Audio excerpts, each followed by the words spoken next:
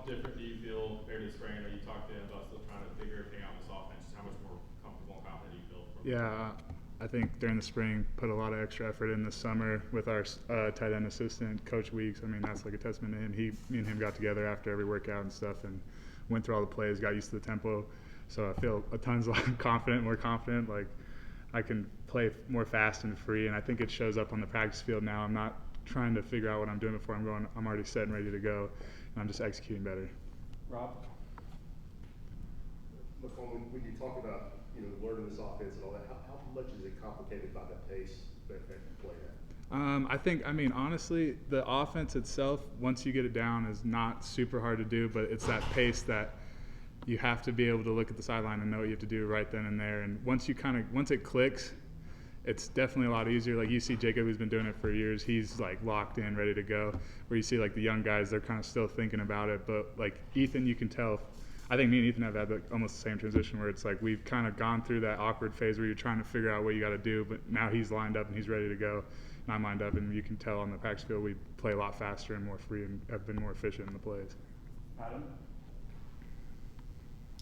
How familiar were you with what Princeton Fant did last year, and do you see yourself having to fit in that role, or is that just sort of the starting point? I'm familiar with what Princeton did, and he's obviously super versatile. I think I can be versatile in my own way. Definitely not similar to Princeton. He's a different athlete compared to me, but I'm just kind of here to do whatever they need me to do, whether it's play, obviously, spit reps at tight end, which is what I want to do, but if I had to play punch shield or play field goal, like I just want to do whatever's going to make the team win. Vince? Give us a breakdown as a teammate, someone else that's learning on the fly early on with Ethan Davis and what you see in his potential.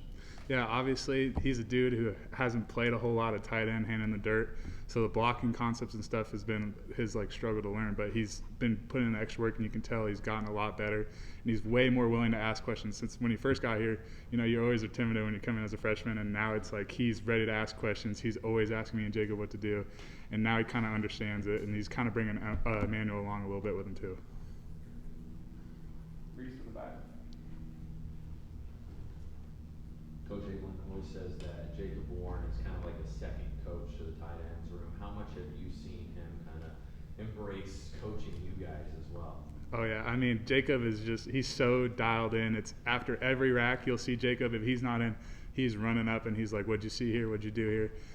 And he'll correct the looks, and he also looks for that coaching feedback from other guys. But like when he's so dialed in, and it's like having three coaches on the field, because we have Aves and then we have Weeks and Jacob, and it's just you get three eyes on every play. So when we break down film, it's like he'll show his option, and then Aves will give another option, and it's just like it's like basically having three coaches all the time. Michigan?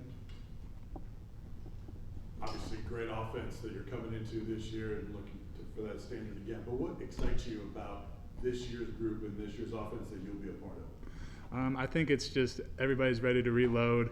We've got guys at every position coming in that can play, and you can just see it on the practice field every day. We're getting better and more explosive against our own defense, and once we get against against like Virginia or somebody, it's going to come to fruition. And I think we're just going to keep going 1 week at a time and just steamrolling through. Casey? What's it like to come into a program as a new guy, but on the flip side, be a guy that the younger players are still looking at as a veteran in terms of your experience? Obviously in the spring I was trying to learn, and Ethan's asking me questions, and I go, oh man, I don't know. And then now that I'm more situated, I definitely try to bring him along. Obviously I'm still learning a lot of the offense, so I have to kind of ease off on the coaching aspect, but I try to bring him along on the basic stuff that he can work on, just like footwork and stuff that I've been doing for 6 years now. So it's like I can always help him on the basics, and then the big picture, it's always nice. I can always have Jacob come over and teach him up a little. McCallan, I guess how excited are you to get into Neyland Stadium tomorrow and scrimmage and just for the tight end room, what do you think objective number one is tomorrow in terms of accomplishing? Yeah, obviously I'm super excited to go and play at Neyland every time. Biggest stadium I've ever played in my life. But I think as a group, our goal is to have no MAs and execute at a high level. And then a step further than that is just finishing out plays, staying connected all the way through past the whistle, and just make plays when they come our way. Because obviously at a tight end, you're not going to be the number one option all the time. But when you get the ball, you're expected to catch it. We'll take a few more, we'll go to Reese, Patrick, and finish with Vince. South Doyle head coach Paul Shelton speaks highly of you. How much do you guys still keep in contact, and what are the conversations like? Oh, I still probably text him every other day.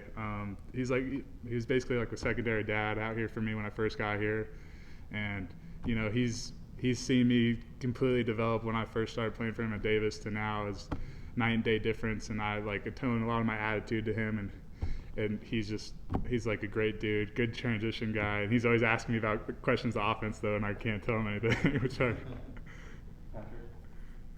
Yeah, I think Coach Halsey said you put on 15 pounds. Was that between spring and the summer? Were you expecting to have to get a little bit bigger? Was that by design? Kind of how that process goes? Yeah, they asked me to put on a little bit more weight. Obviously, when I first got here, I was coming off an injury, so I hadn't really been. Was like 235. Got a little bit up before spring started. You know, if you're in the SEC, it's probably better to be a little bit heavier to block guys that are pretty big and athletic. And I think that's just the support staff here is like the nutrition's crazy. At Davis, I didn't get meals here, so I get 3 meals a day, so it was no problem to put on the weight. And it's the way our strength and conditioning guys are. I put it on comfortably and kept my speed, so it's super nice.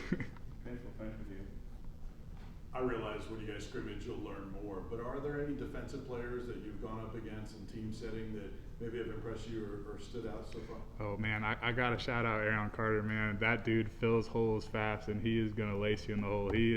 I've never seen a dude come in so ready to play from a young guy's standpoint. And then the other guys, I mean, Aaron Beasley and Keenan Peely, that's like as veteran as you can get at linebacker. They don't do anything wrong. They're always there and make plays. Super solid. And then Tank, man, Jalen McCallan, he's just like, he is so solid. Special teams and everything he does, super sound technique, and he's always like high energy, ready to coach everybody up. Thanks. Sweet. Thank y'all.